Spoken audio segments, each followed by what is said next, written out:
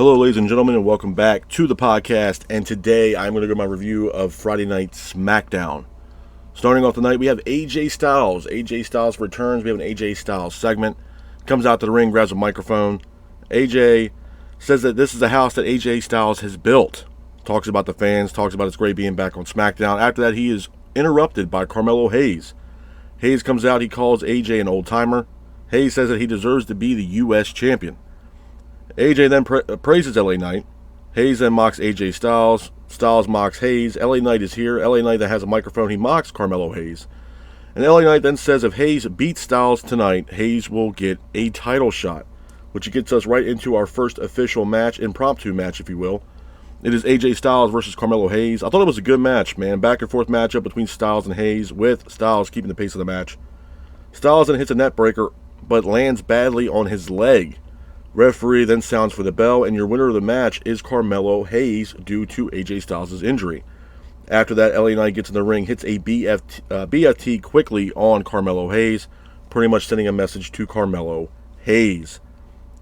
Moving on from that, we have a dumpster match. It is Meechin versus Chelsea Green. I thought it was a good match. Back and forth matchup between Meechin and Green, with Meechin keeping the pace of the match.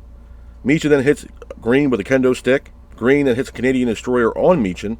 Piper Niven comes out to the ring to attack Meechin, but Meechin hits a powerbomb off the apron, through a table, through the dumpster on Green. Meechin then closes the lid, and your winner of the match is Meechin. Hats off to Meechin for getting the win in this matchup. Moving on from that, we have a Bayley segment. Bayley comes out to the ring. She calls out Nia Jax. Nia Jax and Tiffany Stratton are here. Bayley says that Nia doesn't understand the importance of the women's title. Bayley then praises Nia's championship run. Bayley says that she plans to take the title away from Nia. Bayley says that Stratton ain't good enough to beat Nia Jax. After that, Bayley mocks Tiffany Stratton, and Nia and Stratton attack Bayley, pretty much sending a message to Bayley leading up to the matchup at Bad Blood. Moving on from that, we have Naomi versus Tiffany Stratton. I thought it was a good match, back and forth matchup between Naomi and Stratton, with Naomi keeping the pace of the match.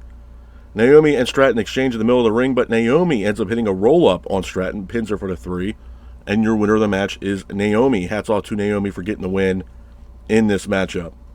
Moving on from that, we go into our next match of the night. It is the main event of Friday Night SmackDown.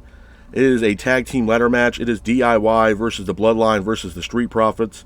I thought it was a great match, man. Back and forth matchup between all teams, with the Street Profits keeping the pace of the match. DIY hits a Shatter Machine in the middle of the ring. Montez hits a Blockbuster off the top. Montez then hits a Frog Splash to the outside through the announce table. Dawkins then puts Tonga through the announce table. And then Tonga somehow gets up, grabs the titles, and your winners of the match are the Bloodline. Hats off to the Bloodline for getting the win in this matchup. A couple of things I want to talk about, man, when it pertains to Friday Night SmackDown before I get the hell up out of here. Number one, SmackDown. SmackDown was a good show, as to me, honestly, has it been for the past couple weeks. Obviously, the build-up towards Bad Blood was a fantastic build towards Bad Blood. A lot of high-profile matches for that card. I believe it's 5 pay-per-view matches in total for both Raw and SmackDown as far as Bad Blood is concerned. And honestly, man, I don't really have much complaints when it pertains to Raw and SmackDown, man. I don't want to sound like a broken record, but the build-up towards Bad Blood has been absolutely phenomenal. Speaking of phenomenal, let's talk about AJ Styles, man, quickly. AJ Styles, you know, obviously he's been out of action with, you know, being on SmackDown or WWE for quite a while. He was doing some live events for WWE for the past few months. He finally returned to SmackDown.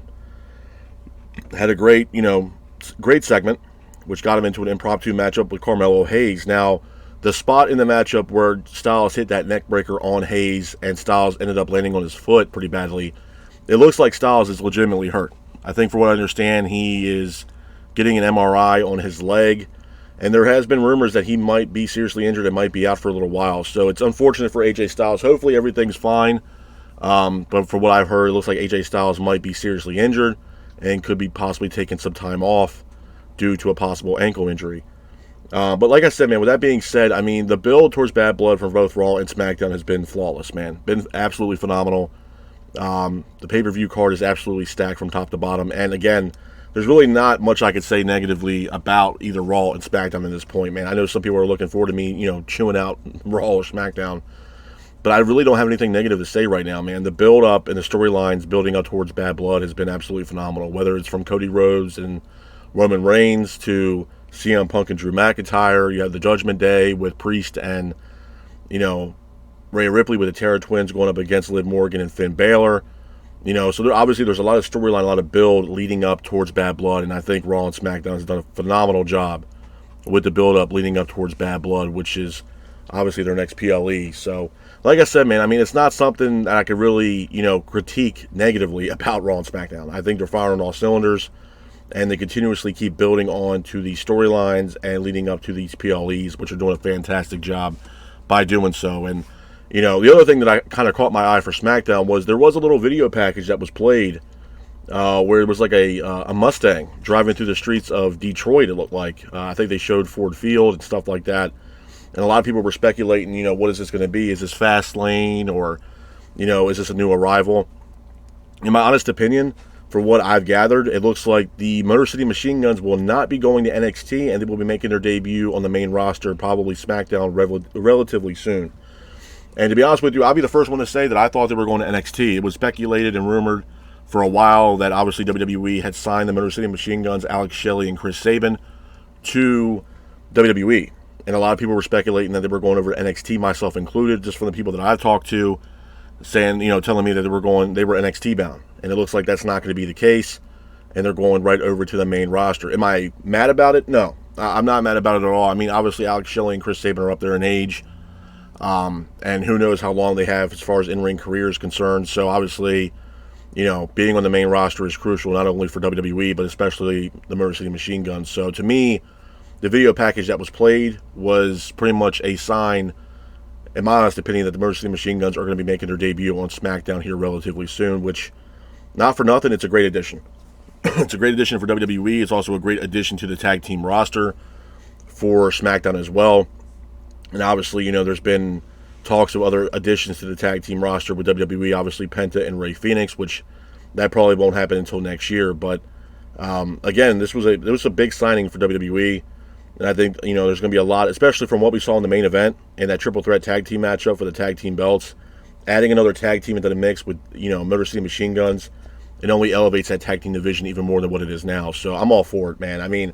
Like I said, if you look, and I hate saying it because obviously this is a SmackDown review and a post show for SmackDown, but if you look at what AEW is doing right now compared to what WWE is doing, it is literally night and day. And, with Paul Levesque at the realm of creative for WWE, it just goes to show you this guy knows exactly what the hell he's doing. And I'm not sitting here saying that there's times where WWE is not going to have mishaps or mess-ups or stuff like that. I'm not saying WWE is perfect. But having Hunter behind the realms of creative for WWE is only going to intensify these shows even more and make these PLEs even better, and bringing in new talent and adding talent to, the roster for both either Raw or SmackDown. It's absolutely great, man. Absolutely flawless, and I think the Motor City Machine Guns will be a great addition to Friday Night SmackDown, hands down. But all in all, man, like I said, SmackDown, I can't really complain that much. I think SmackDown was a really good show, and obviously the build towards Bad Blood for both Raw and SmackDown have been absolutely phenomenal, and it's definitely one of those PLEs I'm definitely looking forward to. But with that being said, this is my review of Friday Night SmackDown. I hope you guys are out there staying safe. Be careful, and remember, stay classic. Peace.